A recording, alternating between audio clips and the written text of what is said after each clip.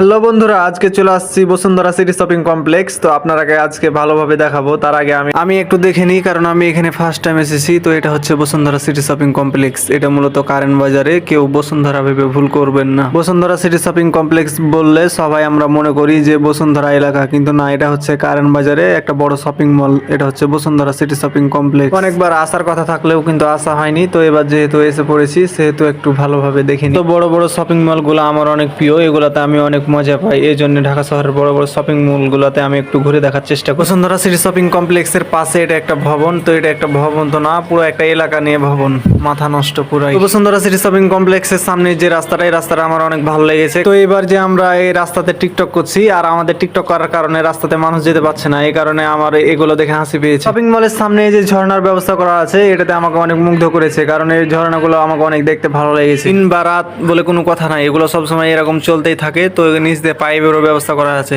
তো যাই হোক, আজের পেঁচাল বাদ দিয়ে চলেন এখন ভিডিও শুরু করি। আমরা ভিতরে যাই, ভিতরে গিয়ে দেখি কি অবস্থা। তো ভিতরে যাওয়ার পর আমি শপিং মলটার প্রেমে পড়ে গেছি, কারণ আমাকে অনেক ভালো লেগেছে। আর এত বিশাল শপিং মল আমি জীবনে কোনোদিন দেখি নাই। আর মূলত বাংলাদেশের সবচাইতে বড় শপিং মল এটাই, বসুন্ধরা সিটি শপিং কমপ্লেক্স। এটা হচ্ছে কারণ বাজারে। তো আমি তো ভাবে নিয়েছি প্রত্যেকটা আনাচে কানাচে পুরোটা একবারে দেখবো, গলি গলি কোনটা দোকান আছে না আছে, পুরোটা মাথা নষ্ট করা। এই শপিং মলটা আপনাদেরকে আমি যদি ঘুরিয়ে দেখার চেষ্টা করি, তো আপনি একটু দেখাই। এটা হচ্ছে খাড়ো লিফট, আর উপরে ছাতার মতো সিস্টেম করা আছে। এতদিন অনলাইনে দেখেছি, এখন নিজ চোখে দেখলাম। তো চলেন উপরে যাই। তো যাই, এবার সিঁড়ি লিফট দিয়ে উপরে যাই। তো সিঁড়ি লিফট দিয়ে উপরে চলে এলাম। এখন যাবো স্টেশনপ্লেক্সের দিকে। স্টেশনপ্লেক্সের শাখায় চলে এলাম। তো এখানে দেখছি সবাই বরবাদ দিয়ে ছবি তুলছে। তো আমরা যাই হোক একটু লক্ষ্য করলাম, যেহেতু এটা মেন শাখা, সেহেতু ভিতরে অনেকগুলো থিয়েটার আছে। একটা মুভির 8টা-10টা করে শো চালাই, সেহেতু কত বড় এবার আপনারাই ভেবে দেখুন। তো যাই হোক, আমি এবার একটু বরবাদ সিনেমার রিভিউ দিব, আপনারা সবাই শুনুন। বরবাদ সিনেমাতে আলাদা করে বলার মতো কিছু নেই।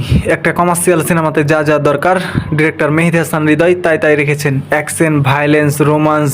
যেহেতু প্রধান চরিত্রে আছে মেগাস্টার সাকিব খান, এবং নায়িকার চরিত্রে আছে প্রিয়তমা খ্যাত কলকাতার ইদিকা পাল।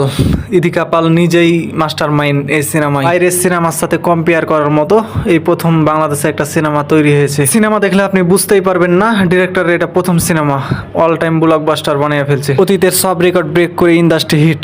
স্টার সিনেপ্লেক্সের সামনে এখানে একটা ঘর আছে, ওপাশে বক্সিন, আর এপাশে ছবি তোলার জন্য উপরে ক্যামেরা রাখা আছে। আপনি যদি ভিতরে ঢুকেন, আপনার পুরো শরীরের ছবি তুলে দিবে। আমরা জিজ্ঞাসা করলাম যে কত করে ফটো তোলা, তো বলছে 400 টাকা পিস। তারপরে আমরা তুললাম না, আপুরা ঢুকলো, আপুরা ঢুকে তুলছে ছবি। তো উপরে টুকটাক সবকিছু দেখা শেষ। আমরা এখন লিফটে চড়ে গেলাম। যেহেতু লিফটে কাঁচের, তাই উপর থেকে আমরা সবকিছু নিচ পর্যন্ত দেখতে পাচ্ছি। তো অনেক সুন্দর লাগতেছে, মাশাআল্লাহ। তো আমরা এবার নিচে চলে এলাম। নিচে এসে গিটারের শোরুমে ঢুকলাম, কারণ নাহিদ কাকা গিটার নিবে। তো আমরা গিটারের দোকানে ঢোকার পরে গিটারের দাম অনেক, এই সাদাগুলা 5000, কোনটা 16,000, 18,000, 20,000। তো আমরা গিটার না নিয়ে বাইরে চলে এলাম। তো আমাদের ভিতরের কার্যক্রম